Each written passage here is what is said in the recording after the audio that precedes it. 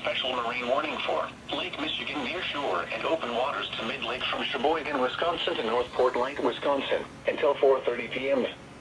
At 4:04 p.m., a strong thunderstorm was located near Fort Washington, moving northeast at 45 knots. Hazard, wind gusts 34 knots or greater. Source, radar.